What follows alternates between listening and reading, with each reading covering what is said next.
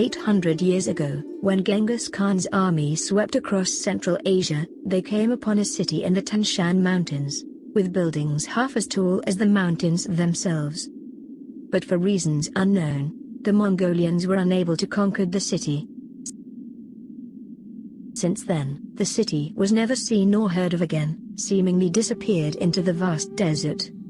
And the legend of the lost city of Genghis Khan was born. To unravel the mystery, a team of scientists from Hong Kong embarked on an expedition to try to find the lost city. With limited information, the team decided that the best starting point for their search would be the city of Almaty in Kazakhstan, which is located in the shadow of the Tian Shan mountain range.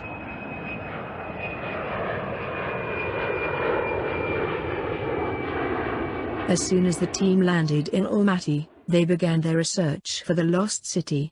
They visited archives, museums, universities, government departments, religious establishments, archaeological sites, etc., and interviewed hundreds of people for leads. After many months of diligent work, the team turned up nothing. One day, the team took a break from work and visited an apple orchard. That they met a friendly dog, who told them, "The secret of the lost city is guarded by animals. Therefore you should talk to animals. The humans are ignorant."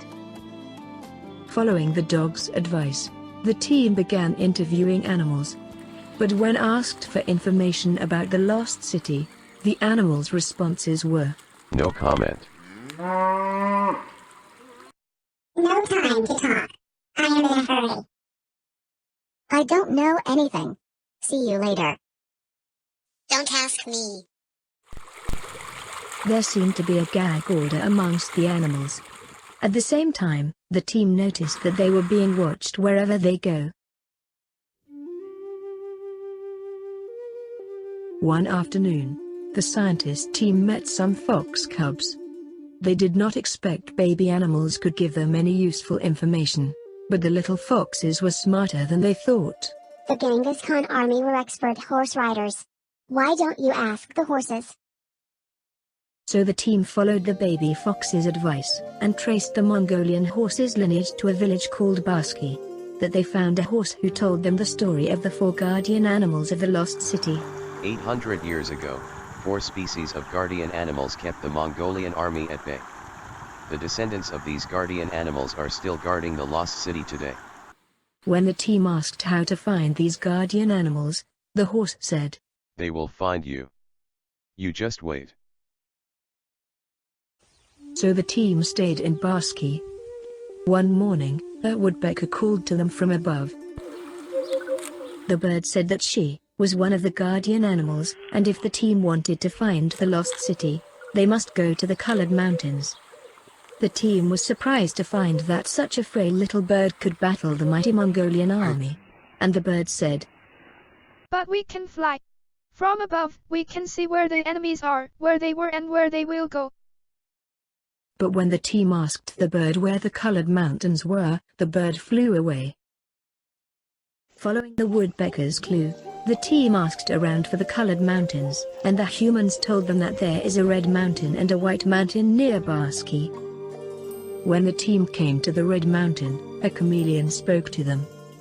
It said that he was one of the guardian animals, and if the team wanted to find the lost city, they should listen to the Song of the Sand.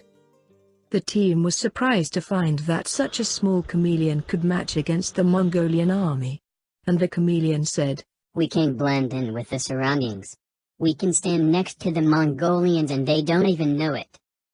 But when the team asked where to listen to the Sand's song, the chameleon ran away. Following the chameleon's clue, the team asked around for the Song of the Sand, and the humans told them that there is a place called the Singing Dunes near Barsky. So the team came to the Singing Dunes, and discovered that the sand made a rumbling noise. The team thought this must be the Song of the Sand, and they listened carefully.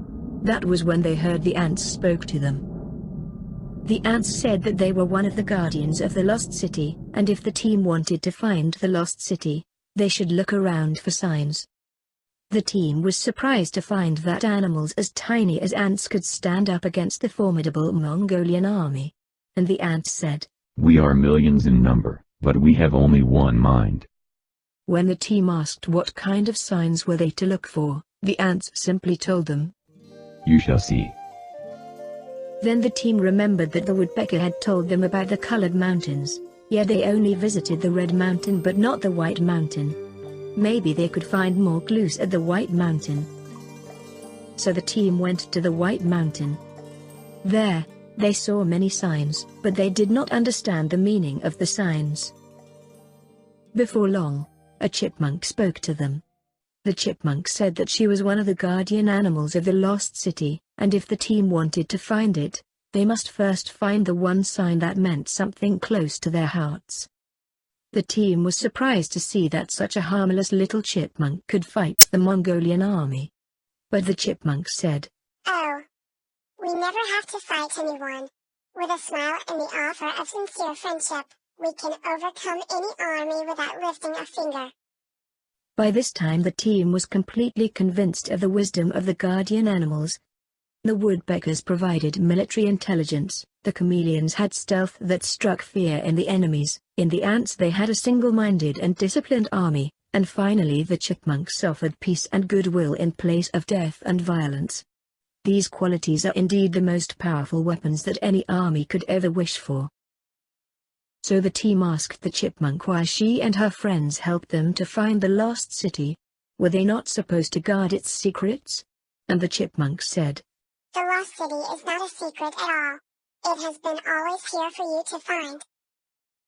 The team of scientists then asked what was meant by the sign that is close to their hearts. The chipmunk said, "You will know when you see it."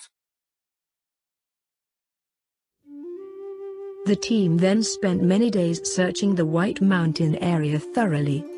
Suddenly, they found an unmistakable sign in the desert, a sign that said Hong Kong in Chinese characters, and of course, Hong Kong was close to their hearts, so they knew this must be the sign that they were looking for.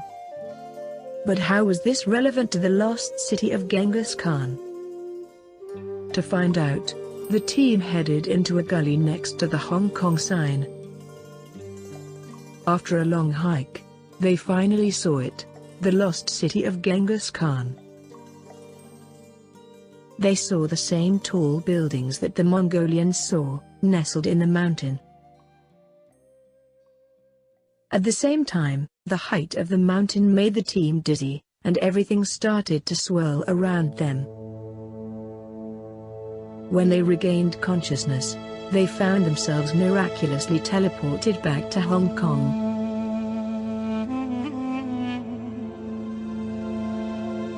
It was then that the team realized why the lost city was never seen nor heard of again. It existed only in the hearts of Genghis Khan's army of weary soldiers. They just wanted to go home.